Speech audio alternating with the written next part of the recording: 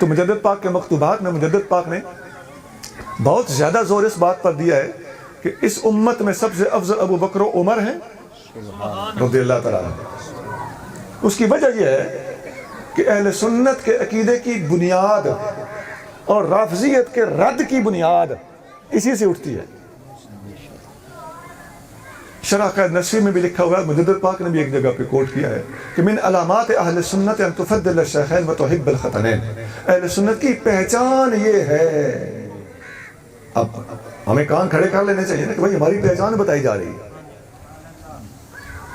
ہماری پہچان جو صحیح طرح سے ریکمنڈڈ ہے، باقی غیر مستند اقوال ہوں گے وہ نہیں، صحیح قول کیا ہے وہ یہ ہے ان تفضل الشیخین و تحب الختنین۔